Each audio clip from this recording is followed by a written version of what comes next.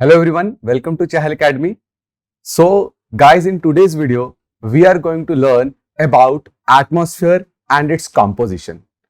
आज की इस वीडियो में सबसे पहले हम पढ़ेंगे कि एटमॉस्फेयर क्या होता है। जैसे atmosphere is basically a air and air is a mixture of gases. Now ये गैसेस एनवलप हमारी धरती को चारों तरफ से सराउंड कर रहा है और इसी गैसेस एनवलप को हम बोलते हैं atmosphere. Second, composition of atmosphere, मतलब एटमॉस्फेयर किस किस चीजों से मिलके बना हुआ है। क्या सिर्फ एटमॉस्फेयर में गैसेस ही है? नहीं, एटमॉस्फेयर में गैसेस के अलावा बहुत सारी और चीजें हैं, वो हम इस आने वाली वीडियो में कवर करेंगे। Second, role of atmosphere. Atmosphere क्या रोल प्ले करता है? जैसे Mercury is the planet like Earth, लेकिन मरकरी ऐसा प्लैनेट है जहां पे लाइफ पॉसिबल नहीं है। और सबसे बड़ा रीजन कि मरकरी में लाइफ पॉसिबल ना होने का यह है कि मरकरी जो है उसका एटमॉस्फेयर नहीं है। Mercury has no atmosphere. Now what is the definition of atmosphere? Atmosphere is an envelope of gases surrounding the earth from all sides, and this gaseous envelope is attached to the earth surface because of what? Gravitational pull of earth. दोस्तों, जैसे कि हमें पता है कि हमारी अर्थ में gravity है। ग्रेविटेशन जो है, ग्रेविटेशनल फोर्स हर एक चीज को सेंटर की तरफ क्या करती है? खींचती है, पुल करती है। अब ये सपोज करो आप अर्थ है, तो एटमॉस्फेयर के गैसेस एनवेलप जो अर्थ को चारों तरफ से सराउंड कर रहा है, और ये एटमॉस्फेयर कैसे अटैच्ड है अर्थ सरफेस के साथ? क्यों नहीं ये एस्केप कर रहा है? Because of the gravitational pull of the अर्थ।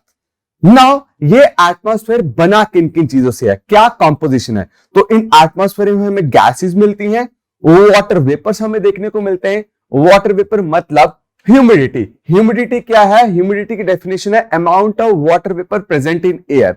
तो water vapour is also present in our atmosphere, और उसके अलावा पर्टिकुलेट मैटर्स भी प्रेजेंट है। अब पर्टिकुलेट मैटर्स क्या है, हम आने वाले टाइम पे कवर करेंगे इसको।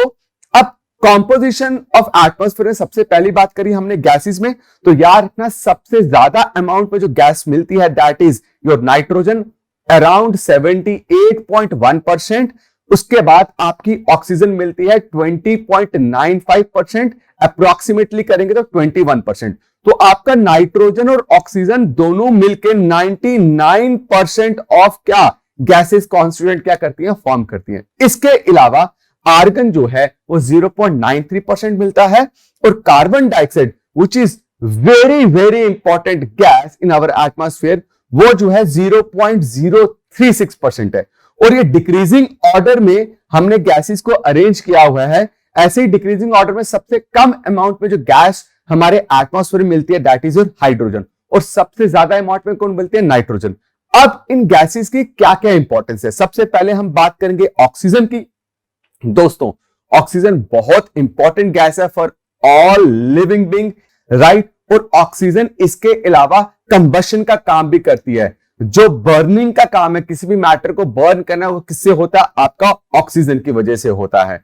इसके अलावा कार्बन डाइऑक्साइड गैस जो सिर्फ 0.03% प्रेजेंट है, कार्बन डाइऑक्साइड का बहुत इंपॉर्टेंट रोल प्ले होता है, बिकॉज कार्बन डाइऑक्साइड हमारे एटमॉस्फेयर को हीटअप करता है बाय ट्रैपिंग टेरेस्ट्रियल रेडिएशन। दोस्तों, टेरेस्ट्रियल रेडिएशन बेसिकली वो रेडिएशन है जो कौन रेडिएट करता है? हमारी अर्थ सरफेस। जब अर्थ सरफेस सोलर रेडिएशन को रिसीव करती है, सोलर रेडिएशन को जब पूरी तरह से रिसीव करके वापस इन रेडिएशन को छोड़ती है, उसको हम क्या बोलते हैं?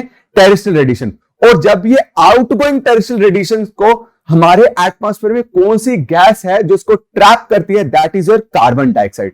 तो हम बोलते हैं कार्बन डाइऑक्साइड एक ऐसी गैस है जो इनकमिंग सोलर रेडिएशन के लिए ट्रांसपेरेंट है, बट आउटगोइंग टेरेस्ट्रियल रेडिएशन के लिए वो क्या है? आपकी ओपेक, मतलब वो एब्जॉर्ब करती है, और जिससे हीट एब्जॉर्ब होती है और एटमॉस्फेयर जो है हीटअप होता है।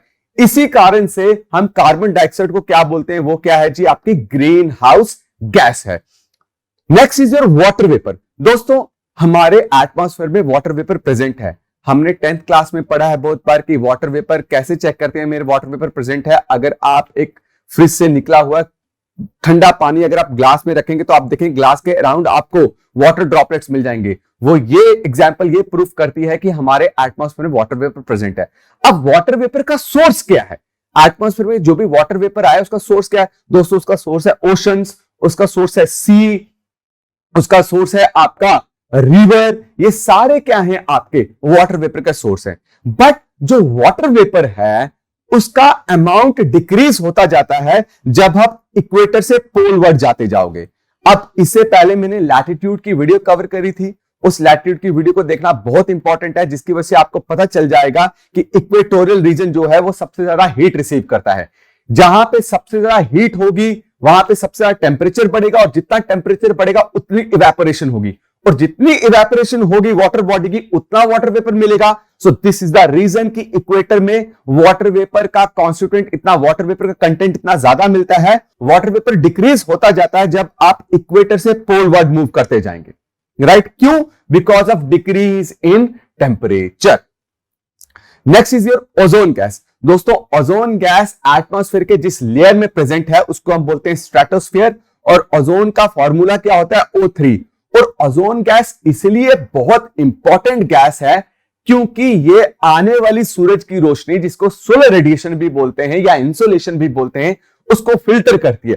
फिल्टर इन द सेंस कि उसमें प्रेजेंट अल्ट्रा वायलेट रेज को वो क्या करती है? ट्रैप कर लेती है, जिसकी वजह से आपका अर्थ सरफेस में टेम्परेचर जो है इतना हॉट नहीं मिलता। नहीं तो अगर बाई चांस ओजोन लेयर नहीं होती तो अर्थ सरफेस का टेम्परेचर बहुत ज्यादा होता, और दूसरा बहुत सारे केसेस स्किन कैंसर्स के बढ़ जाते अगर ओजोन गैस नहीं होती। आपने बहुत बार सुना होगा क्लाइमेट चेंज जो चल रहा है, जिसमें ओजोन डिप्लीटिंग गैसेस का बार बार जिक्र किया जाता है कि ओजोन डिप्लीटिंग गैसेस को पूरी तरीके से खत्म किया जाए। वो इसलिए ताकि ये ओजोन जो लेयर है which is made up of ozone gas and which is present in the stratosphere layer of the atmosphere, वो क्या करती है? आपकी इनकमिंग सोलर रेडिएशन को फिल्टर करके यूवी रेज को ट्रैप करती है। Now dust particles, salt particles, volcanic ashes, suit और स्मोक, ये क्या चीजें हैं? और इंक्लूडिंग पोलन ग्रेन्स ऑल्सो, ये सब के सब है हमारे particulate matter. Now particulate matter क्या होते हैं दोस्तों? तो याद रखिएगा, particulate matters are basically solid suspended particles present in the atmosphere, उनको हम बोलते हैं पर्टिकुलेट मैटर। और वो कौन कौन से? आपके dust particles, salt particles, volcanic ashes, smoke etcetera. Now in dust particles का काम क्या है? तो याद रखिएगा, ये जो सॉलिड पार्टिकल्स प्रेजेंट हैं ये काम करते हैं स्कैटरिंग ऑफ लाइट का। आपको जो स्काई ब्लू कलर में दिखता है, ब्लू कलर का स्काई दिखता है, it is because of scattering of light of dust particles by dust particles. और जो आपको सनराइज या सनसेट ऑरेंज या रेड कलर में दिखता है, it is also because of the presence of this dust particles जो स्कैटरिंग करते हैं, राइट? और डस्ट पार्टिकल्स और सॉल्ट पार्टिकल्स हाइग्रोस्कोपिक न्यूक्लियाई भी हैं। दोस्तों हाइग्रोस्कोपिक न्यूक्लियाई का मतलब कि ये वो न्यूक्लियाई या ये वो ऑब्जेक्ट या वो मैटर जो कंडेंसेशन में हेल्प करे। अब वाटर वेपर जो है, आप water vapour is the source of precipitation, है ना? प्रेसिपिटेशन मतलब रेनफॉल। जितने भी रेनफॉल आपको, जितना भी स्नोफॉल या कोई भी थंडरस्टॉर्म देख रहे हो, उसके पीछे जो सोर्स है दैट इज वाटर वेपर। अब water vapour in the form of rain जब नीचे आ रहा है तो मतलब वो कंडेंस हुआ तभी नीचे आया।